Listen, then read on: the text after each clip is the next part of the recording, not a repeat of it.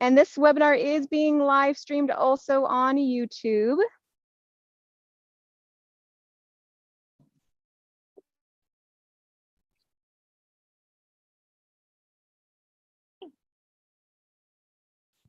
So yeah, if you have to leave during the webinar or something comes up, you will be able to watch the recording on YouTube because it will be recorded as well. And Hillary, are you seeing that's being live streamed and being recorded okay on YouTube? Yes, we are on YouTube now. Excellent. Hi, YouTube. All right. Well, we'll give you guys maybe another 30 seconds to come on in, and then we'll get officially started. All right, and yeah, YouTube is showing all three of us, so we'll probably want to spotlight our active speaker when the time comes. Sounds good.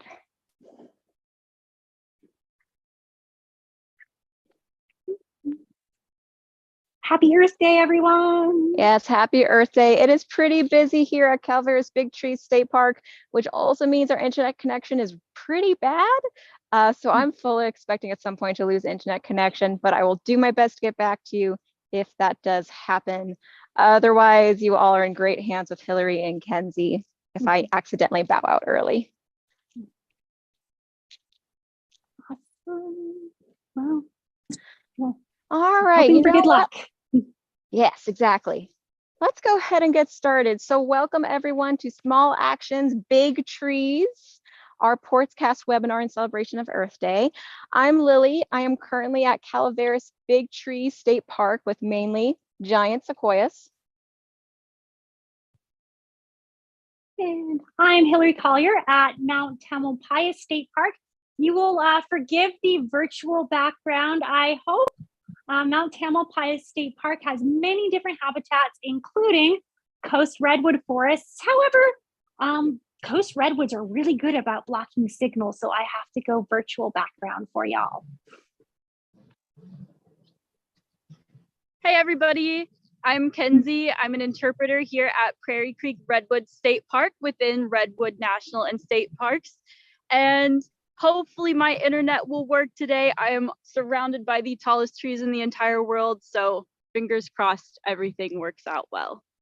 Absolutely, that's the way it always goes with these state parks. And just to give you all a sense for where we are, I'm sharing a screen here to show you our 3 different locations. You can see we cover a pretty good swath of Northern California. So if you want to make a nice big road trip, I mean, here you go, 8.5 hours. You got this. You can visit 3 cool state parks. Take as much time as you like to visit all of them because they're all super interesting. And just so you all know, during this webinar, we are not taking any questions, but as Hillary mentioned, this is being live streamed to YouTube and therefore it also be on YouTube as a recording for a while, so you can rewatch it there.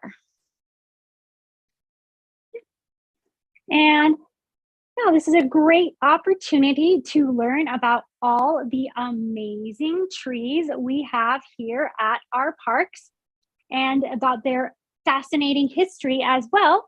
And hopefully we can learn from that history, and that will inspire you to protect these trees. So along the way, we will be asking you to write down a couple things or maybe draw. So we want you to go ahead, take some time now, grab a piece of paper, whatever you have, and a writing utensil. I actually always have a whiteboard and a marker with me for moments like this. So whatever you have sounds good. Awesome, let's get started. So here we are at Prairie Creek Redwoods State Park. Here across the prairie, you can see some of our awesome coast redwood trees. This is how tall the trees actually are. So these trees aren't on top of a hill or anything. They are actually that tall. Here's a better view. Right next to that little blue sedan and this building that looks miniature right now. Here is one of our coast redwood trees. So these are the tallest trees in the entire world. They can be almost 400 feet tall. But I think this is really funny. They have some of the smallest cones. So I brought one with me so I can show you all. This is a coast redwood cone. So some of the tallest trees in the entire world have some of the smallest cones in the entire world with even smaller seeds inside of them. So just to get us started with a few fun facts about redwoods, we're gonna hop into the forest. Redwoods have a few different ways of reproducing. The first one is those seeds we just looked at. The second one is burls. So these trees will grow these big knots on the trees, basically. They're these big bumpy things. And those actually have all the genetic information that one of these trees needs to clone itself. So that's like if instead of your parents having you as a baby, you just sprout right off of one of their bodies. So redwoods can sprout off of their roots. So they might have burls on their roots. There's one right there that might have come off the roots of this tree. They can also sprout clones from up above. This tree has some good ones back here. So all of those things that look kind of like limbs, there's some little baby clones in there. These trees can live about 2,000 years. And they're really cool because up in the tops of these trees, there's an entirely different forest. So first of all, there are those little baby redwood clones up at the top, but there can also be different kinds of trees up there. And there can also be ferns up there, huckleberry bushes, which actually make a lot more berries when they're 100 feet or so off the ground. There's also a lot of really cool animals like salamanders, flying squirrels, owls, a lot of different birds, and even plankton. They grow within 50 miles of the coast from southern Oregon all the way down to central California. But vertically, they grow through 3 different climatic zones. Pretty cool stuff.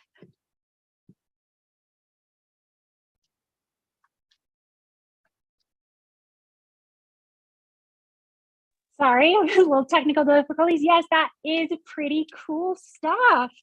And with that great height, a mature redwood forest is like a multi-level community with different, and as you mentioned, different plants and animals at different levels. Because we've got the canopy up top, then there's the mid-story and the understory. So many different plants and animals in those different levels. So I want you to grab your writing utensil and writing implements of choice. There's a whiteboard or pen and paper. And as I want us to imagine together, you can draw a picture or write text, whatever you prefer. I'm not a good artist, so I don't usually draw. And I want you to imagine what different plants and animals, or what different animals you might find in the different levels of the forest. You can also jot down the different plants I mention as we go. I'm going to share screen here. Forgive me for the darkness as I do so. So let's start thinking and sketching or jotting down who do you think you might find way up in the canopy, hundreds of feet above the forest floor, surrounded by those redwood leaves, but also feeling a lot more of the sun and the wind. Who might be living or looking for food way up there? Or lower down in the mid-story, who might be going up and down the trees or along the branches of the mid-story trees, perhaps nibbling the tasty acorns of the tan oak, or enjoying the fragrant California bay leaves and chewing, like maybe sipping the nectar from the flowers, or eating the nuts when they form, or maybe even finding the nectar from the Pacific madrone blossoms, or enjoying the berries that form from there later. Who might we find on these trees foraging, that is looking for food, or even becoming food for larger animals themselves? Or way down in the moist, dark understory of the forest, who might we find amongst those shade-loving flowers and the ferns, underneath them, in the leaf litter or on the leaves themselves? Or who might we find around the fragrant western azalea, or then the few berry bushes that grow way down there? What might we discover in the streams that flow through these redwood forests? What do we think we might find? I am thinking I can guess what one thing that Kenzie might have drawn. Yes, I guessed right. I knew you'd draw a banana slug, Kenzie. Yeah, the most important resident of the understory for sure is the banana slug, a key invertebrate. Did I see any birds in your drawing, Lily? Yeah, I Bugs and tried to stuff? draw birds Yeah. flying away, some birds off in the Yeah. distance, a little butterfly maybe. Yeah, so birds, of course, we find at every level of the forest. You get the big birds of prey like osprey up in the canopy where they have more room to move and nest. And then you get the woodpeckers and other birds going up and down the trunks of the tree, and then little birds on the forest floor in the understory looking for seeds and berries and other things. And yeah, as Kenzie mentioned before, we do get even though it's dark in the redwood forest and it's not great for cold-blooded creatures, we do get salamanders, arboreal salamanders that climb the trees, frogs in the streams. Rivers and creeks and redwood forests are important locations for salmon and steelhead to spawn. And of course, we get a few snakes too, so watch your step. And loads of mammals as well, from little voles under the ground, to squirrels going up the trees, to bats flying around the canopy. So just so much life in such a many leveled forest. It's amazing. Yeah, that's super cool, Hillary. Now, where I am right now doesn't quite have that level of layers, right? Doesn't quite go up as tall because I am in the home of the giant sequoia, which is the biggest tree ever. Not the tallest, but the biggest. They can reach pretty tall. They can max out about 300 feet. But if you remember, that's nowhere near as close as a coast redwood, but they are heavier and they are wider. So in terms of overall like mass, they are the biggest trees. So we're talking over 2 million pounds. So for context, that's more than 10 blue whales. That's really, really heavy. And the very widest giant sequoias are over 40 feet across. And my wingspan here is about 5 feet. So imagine 8 of me to stretch across the very biggest, widest giant sequoia. Now this behind me here is what we call the Discovery Stump. Got a bit of a sad story that I will tell you more about later, but it has been cut down and been a stump since 1853, and it serves as a great example for how overall wide a giant sequoia can be. So I'm setting you up on one edge of the stump, and I'm going to walk to the other side to get that sense of scale. So right now, we are about 25 feet across from each other. Now this tree, it's decomposing, right? It's been cut down since 1853. It no longer has a spark on it, so it's probably more about 30 feet across. But the extra wild thing about this tree to me is how old it was when it was cut down. This tree was 1,244 years old when it was cut down. Now that's pretty old. But actually the max age a giant sequoia can be is 3,200 years, which means that this tree could have lived another 2,000 years. It can't, right? Because it was cut down. But imagine how big it could have been. Because every single year a giant sequoia is alive, as long as it has everything a plant needs to grow. So, water, air, sun, space, good nutrients in the soil. Every year that it has all those things and enough of them, it can grow. So that means this giant sequoia was actually growing pretty quickly to be this big at such a young age, right? And these giant sequoias, they live for those thousands of years in their own ecosystems called a mixed conifer forest. That's found up in the Sierra Nevada mountains. That's where I am right now. And you don't get the banana slugs or things like that, but we get a nice variety of mammals like bears. We have insects. We have lots of woodpeckers, some snakes as well. So we do have that variety.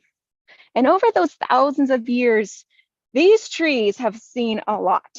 So I'm going to ask you now, pull up your paper again and think about how much a tree could have seen in 3,200 years. Think about what happened in history back then. Now, if you want to, you don't have to restrict it to, okay, these trees live in the Sierra Nevadas, so what might they seen specifically here? You can pretend that your tree lived all over the world, right? But just think about what happened in history during such a huge time span. And I will think about that as well on my end.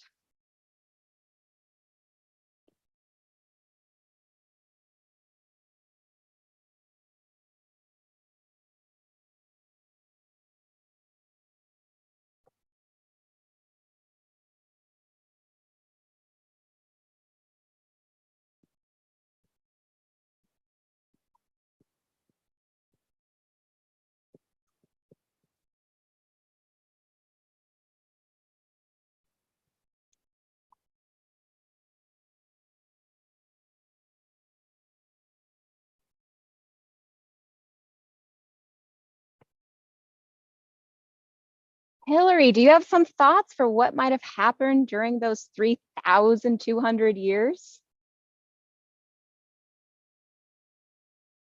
So Hillary, right now I can't hear you.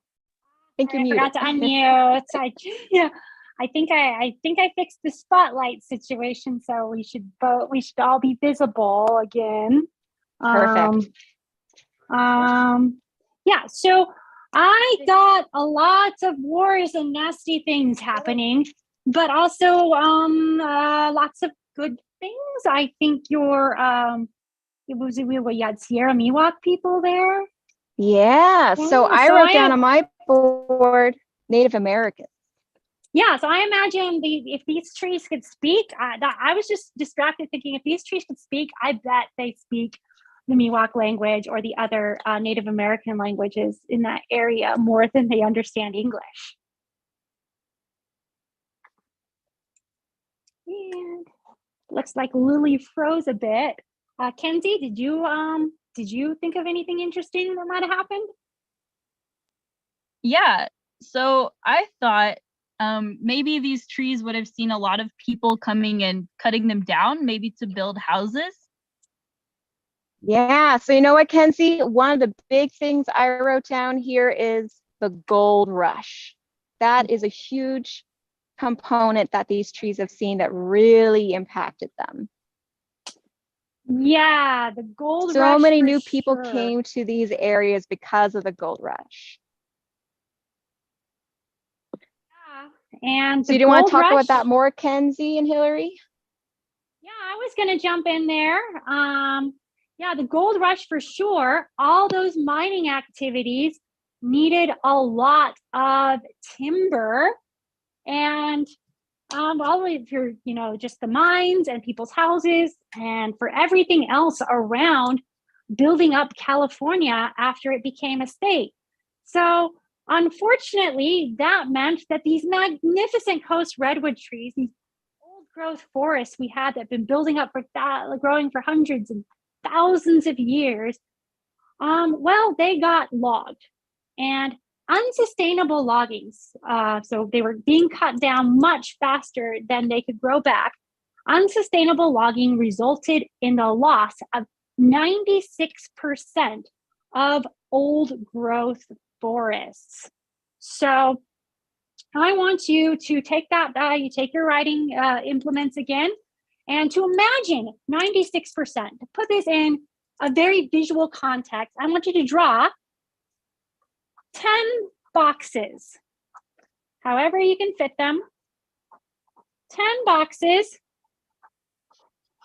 And then I want you to shade in, you don't have to shade them in fully, shade in 9 of them.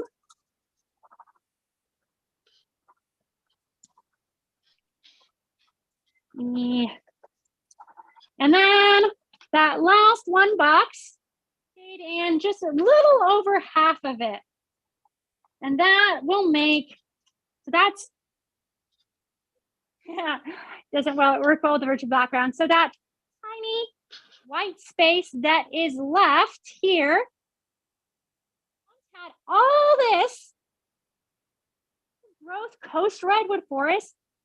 This tiny little bit of that is left because of that unsustainable logging. I think the only reaction we can really have to this loss is I will scream. I'm not going to scream myself because in rehearsal, I blew out my microphone and lost audio for a while by screaming. So, but if you need a moment to let loose that feeling of rage, unhappiness, despair, whatever at that mass loss of tree life, let it out now.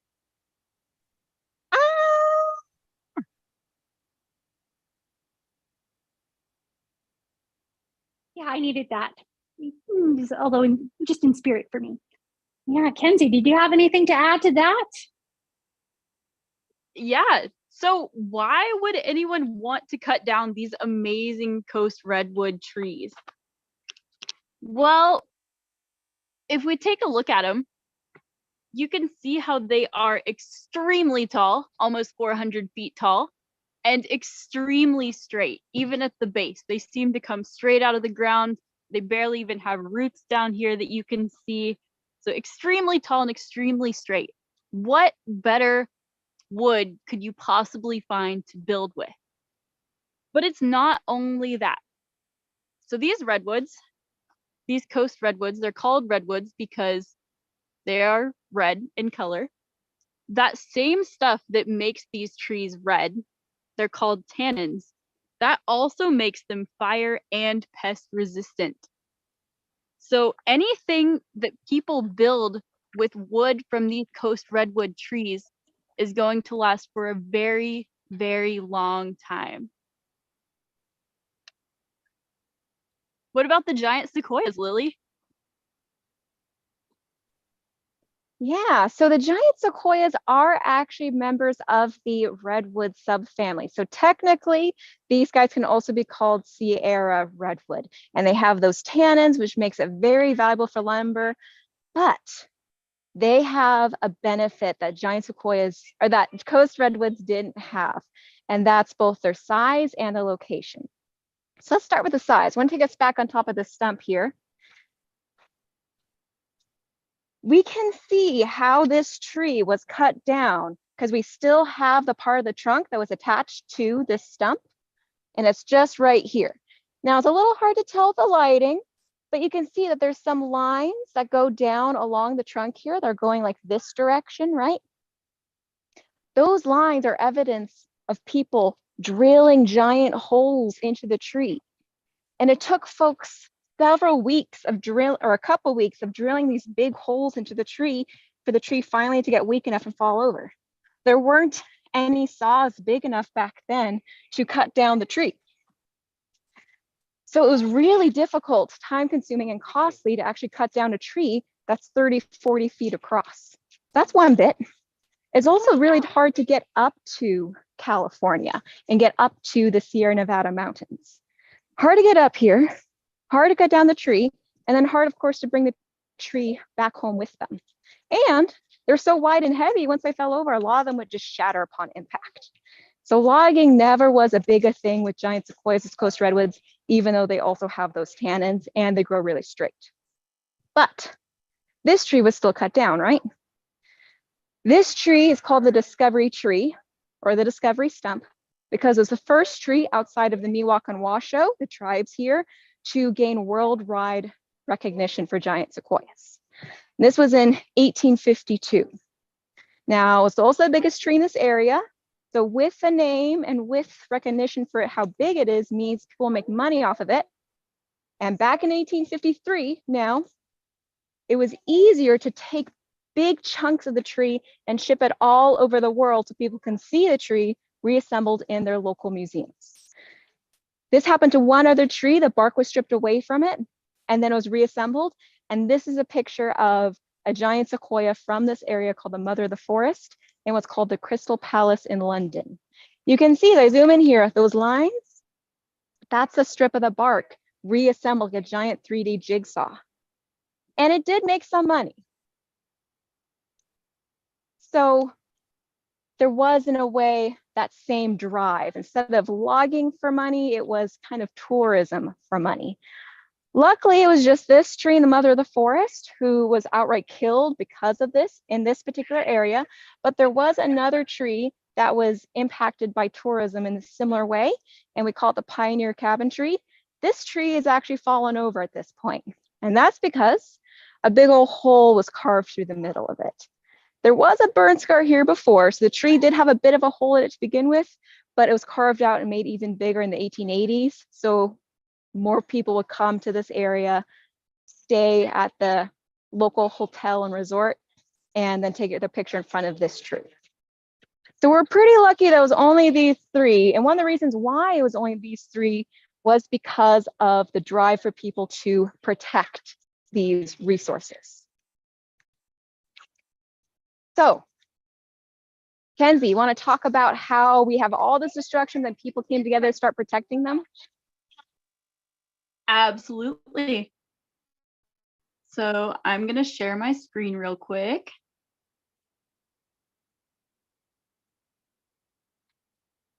Oop. All right. So the first redwood activists here in the Coast Redwoods were actually the indigenous people who have cared for this land for thousands of years and even continue to do so today. We are so lucky that we have a partnership here with our local Yurok tribe to continue caring for these lands and hopefully even improve what's been done in the past.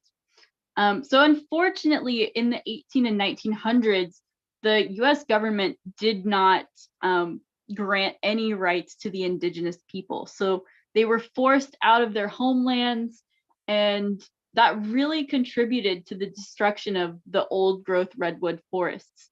Remember how Hillary said there's only about 4% left today. Thankfully, the indigenous people here were not the only ones who cared. So a lot of the loggers we had that were here had wives who really found these trees spectacular. So the women were the first non-indigenous activists here, and they actually ended up saving about 25% of the remaining old growth coast redwood forests. But how did they do it? Because back in the early 1900s, women still didn't have the right to vote or own property.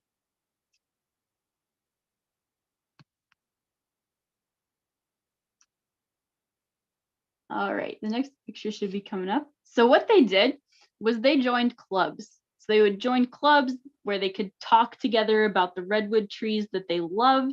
They organized protests. And one of the most famous is that they toured Humboldt County, so the entire county that I'm in a car with a sign that said, "Save the Redwoods." They also made a special stamp and petitioned to get it put on all mail going out of the county that also said "Save the Redwoods." So you can kind of see it up there in the top right-hand corner. There's that "Save the Redwoods" stamp. They wrote articles, they gave speeches, they donated money, and that all of their efforts eventually led to the creation of the Save the Redwoods League. And that league has grown a lot. So in the beginning, they were actually able to get the attention of the US House of Representatives and basically convince them of the need to protect these awesome trees. So here at Prairie Creek, we have a lot of awesome old growth. But at one point, over half of the redwood forest that is now our park belonged to logging companies. So here's a picture. This is from the Davison Road area for anyone that's been out here before. So that area was logged. The first plot of land that became part of our park here was actually donated 100 years ago. So this year at Prairie Creek is our centennial for conservation. And that was donated by a woman named Zipporah Russ. And her husband had actually been one of those loggers who he was actually buying land and selling it to the logging companies. But he passed away and she was able to get her hands on that land and save it. So now we are so lucky because right here in Prairie Creek Redwoods State Park, we have the second largest contiguous old growth redwood forest. And the first is just a couple hours south of here at Humboldt Redwood State Park.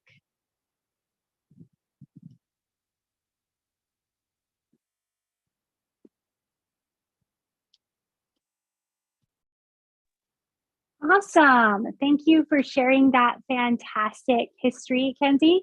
Yeah, and just like Prairie Creek and so many other coast redwood forests and other forests around the area, the Native Americans around Mount Tamalpais were the first stewards of the land and the first champions of the woodlands and forests. So the Coast Miwok people tended the valuable plants of the understory and the midstory, thus nourishing the entire forest. Unfortunately, with the advent of the mission system, most of the Coast Miwok people were forced away from their traditional lands and prevented from stewarding the forest. And many of them were killed in the mission system. Of course, Coast Miwok people are still alive and well and still doing what they can to champion and steward the forest. However, history has not been on the side of that. After the mission system, when the Mexican government was in control of California, most of the land around Mount Tamalpais State Park and in other parts of the state were granted to people of European descent with the Mexican land grant system. And around Mount Tamalpais, most of those grants went to people of European descent who were interested in ranching or logging. So with that, of course, large parts of the mountain were heavily logged in the 1800s. However, there were some of those land grants that went to ranchers who left large parts of their huge tracts of land untouched and didn't cut down all the old growth, all the mature coast redwoods. And the entire mountain was not logged. And as the years went by, and we get to the turn of the century, most of the area around Mount Tamalpais was under the ownership of a few families.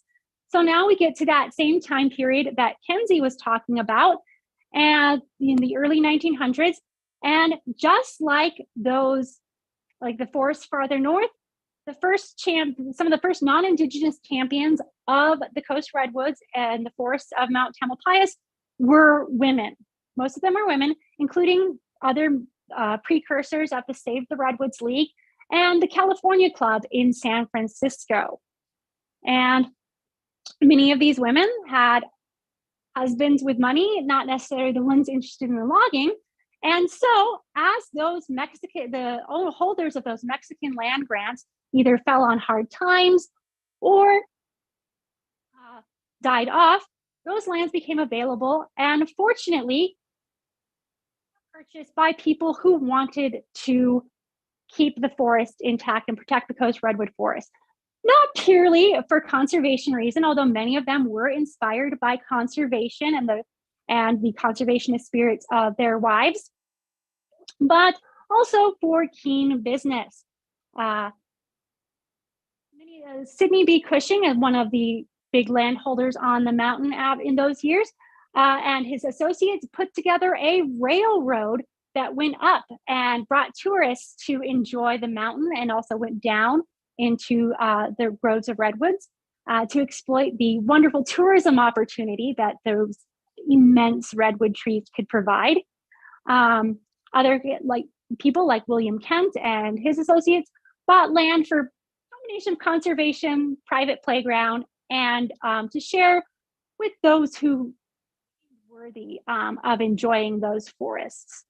So it was a handful of very rich people who, for not entirely selfless reasons, did save the coast redwood forest around Mount Tamalpais.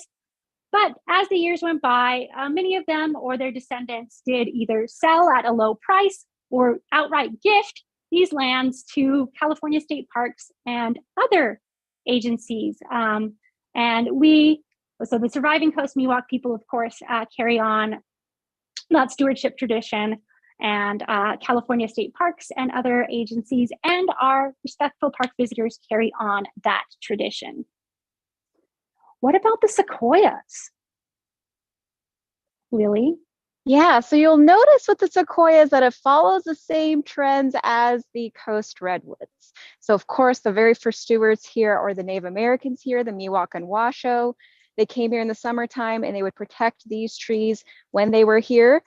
All that changed with the gold rush. All that changed when more people started coming here and saw these trees.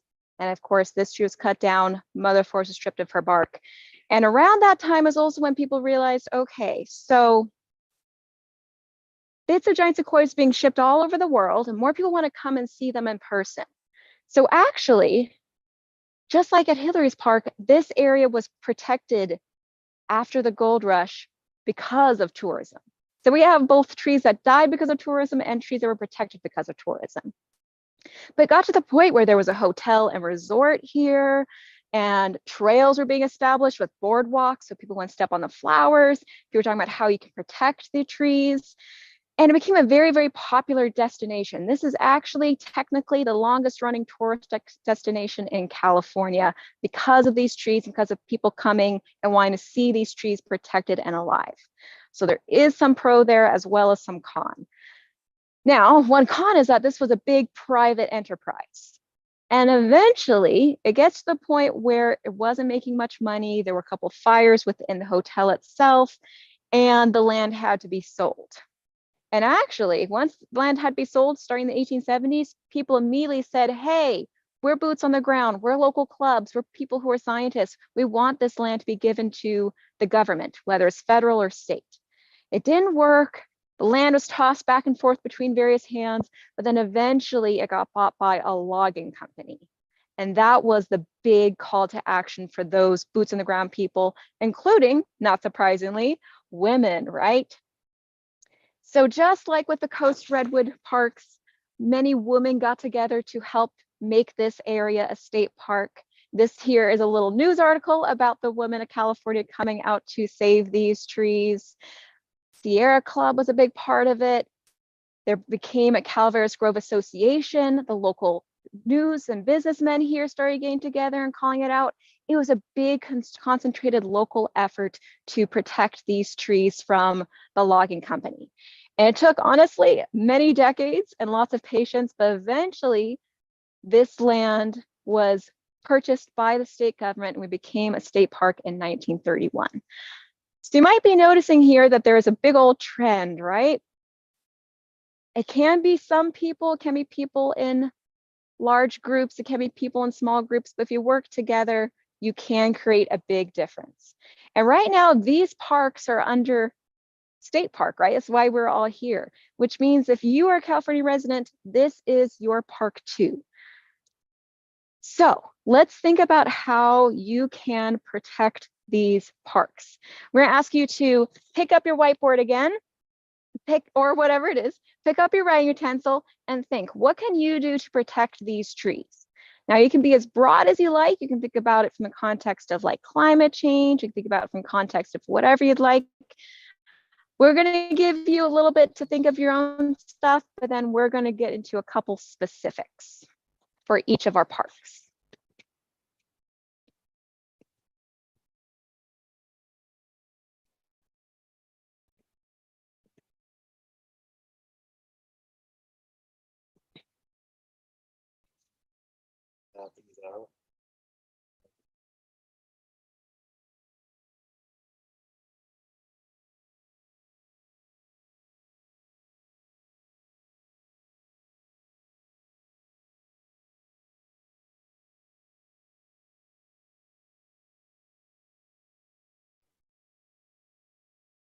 Hey, Kenzie, what are you thinking people can do to help out the coast redwoods where you are, or just in general? So I wrote, I don't know if you can see that. I wrote stay on trail. And I know how much fun it can be to go off trail, but I'm going to show you a few examples of why we really want you to stay on trail in our parks. So I've walked down to the stream here. This is a really, really awesome spot. And check out this awesome redwood here. So this is a redwood tree that has fallen across the stream. Let me get a little closer. So you can see how it just keeps on extending in that direction. So something cool about this tree is that it's covered in all kinds of other plants. So redwood trees aren't necessarily super useful to a lot of species when they're alive. That's because of those tannins, they're pest resistant, they're rot resistant, but when they die, that starts to wear away. And then all of those nutrients that have been stored inside this tree are now available to all these little baby plants. So logs like this that have fallen and are growing plants on top of them, we call nurse logs. If you go off trail and you climb on these logs, they won't have baby plants growing on top of them. So they will not get to be nurse logs. And one more thing I want you to notice, check out this. These are the roots of a coast redwood tree. Where's the rest of them? So this is actually all the roots that coast redwoods have. They only go about 10 feet deep into the ground. So when you're out walking along the trail, and if you decide to go off trail and approach these trees, over time, a lot of people walking around the roots of these trees will compact the soil so much that these trees start to suffocate. So a lot of our biggest, oldest trees that everyone tries to go off trail to go see, they're not doing so well. So I have one other cool spot I want to show you just down this trail. This is actually one of our most popular trails, one of our busiest trails, probably one of our oldest. But check this out right in front of me. How many trees is that? So I'll go around to this side to give us a little bit better of a view.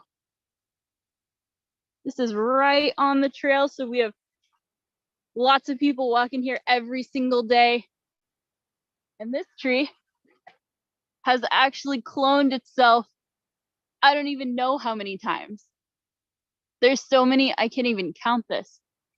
So when coast redwoods get stressed, they sometimes decide to make copies of themselves. So they get stressed, they have some babies, and then they end up like this one.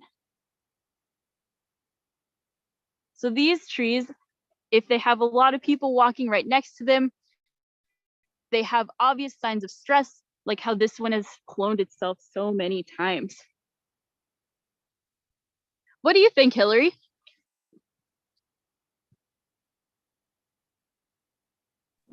Well, for sure. Yeah. Staying on the trail is one I had on my list as well, because, it's a big pet peeve of mine too when people go off trail, because it can be so harmful. But another thing that can be harmful that people maybe don't realize is dirty boots. Yeah, I know it sounds crazy, but sadly, in the forests of California, especially around Marin County, where Mount Tamalpais is, we have something called sudden oak death, a disease caused by a fungus that was introduced from outside the country into California. And wait, you're probably thinking, oak death, why is that a problem for coast redwood trees?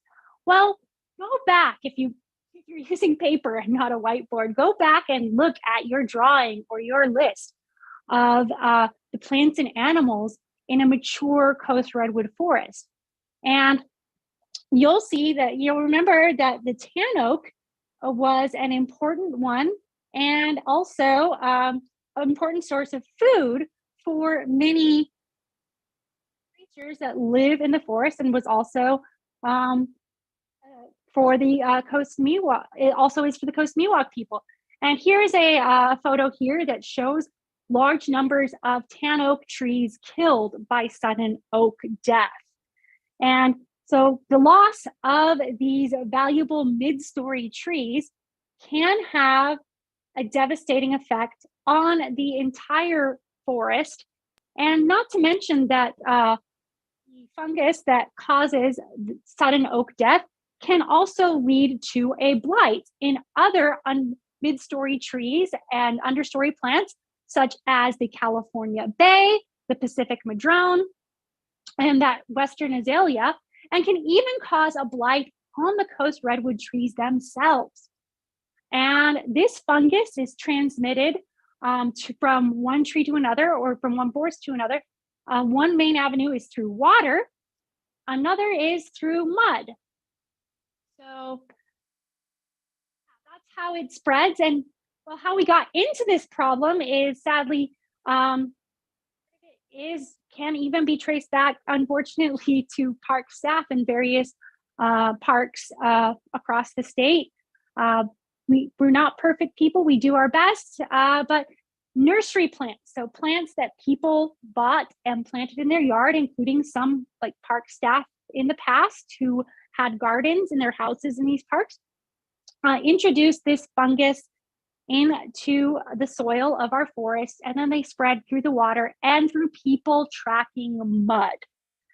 So that is why it's important. If you have been in a forest where sudden oak death is a problem, or even if you're not aware of it being a problem, but you notice that the oak trees and the tan oak trees around you are looking unhealthy, clean not just your boots, but everything that had contact with the soil. So if you were out in that, clean your boots, clean your mountain bike tires, wash your dog's paws, clean up your camping gear, and you can stop the spread of sudden oak death because, you can be part of stopping the spread of sudden oak death, which unfortunately we still don't have a cure for. Other important things you can do to stop the spread of sudden oak death is avoid hiking or mountain biking or outdoor activity when conditions are very wet and the soil is very wet. You'll pick up less mud that way. And also, don't collect. It's against the rules in California state parks anyway. Don't collect anything. Moving plant matter from an infected forest to an uninfected forest is another way that this can be spread. So don't collect. Keep things clean, and you can keep healthy forests across our state, which hopefully it's not a problem in the sequoias, the giant sequoias. Yeah, luckily we don't have an issue with sudden oak death, but we can kind of merge all those ideas together for the one I'm going to talk about. Now, this is very contrary, I'm sure you're thinking, but we don't want you to hug the trees. I know that's a saying, like, love a tree, hug a tree, but we don't want you to do that. And that's actually because usually the tree you're trying to hug is technically off trail. And we just went really in depth for why we don't want you to go off trail. Here, you might crush on some giant sequoia seeds, you might compact the soil too much, and that can mean that plants in general just can't grow there anymore, and we don't want that. So don't hug a tree because you might go off trail, but also imagine you're a coast redwood giant sequoia and you're living 2,000 years. And like here, you've encountered people for over 150 of those 2,000 years. If every single person that came to this park hugged the same tree over and over again, we're talking thousands and thousands of people every single year since about 150 years ago. And that's a lot of stress for that tree. And also, as you hug the tree, you're stepping on the roots, you're accidentally rubbing off some of the bark, and the bark is the protective layer of the tree. So if more and more thousands of people start accidentally taking off chunks of the bark because they're hugging the tree, the more likely the tree is not going to make it. So I know that sounds really sad, and I know you probably want to hug the tree. So we have instead a solution for you. Why don't you instead stay on the trail and give the tree a nice, lovely pat, or just, touch the tree for a little bit. We just ask that you don't go off the trail and you don't hug the tree, because that can cause a lot of problems. And we're trying to fix all the problems, right? That's kind of the whole story we're covering today. We talked about why the trees are super cool, what happened to them in a negative sense, and then how people said, hey, what's going on here is wrong. Let's learn from it and let's now protect the trees. And we're keeping that legacy of boots on the ground, the Native Americans, the women, the different groups protecting these forests, because this is a state park and it's your park too, okay? So thank you all so much for joining, everyone. We appreciate it. This program was live streamed and recorded, so you can catch us again if you want to on the Ports YouTube channel, California State Park Ports. You got to go under the live portion of it to see it. Other than that, have a lovely rest of your Earth Day. Yes, thank you all so much Happy for Earth joining Day. us. Yeah, happy Earth Day. And yeah, I just wanted to add, I blow kisses to the trees. I don't hug them. Thank you for joining us from Prairie Creek Redwoods State Park. And Mount Tamalpais State Park. And Calaveras Big Trees State Park. Bye, everybody. Bye. Take care. Happy Earth Day. Bye.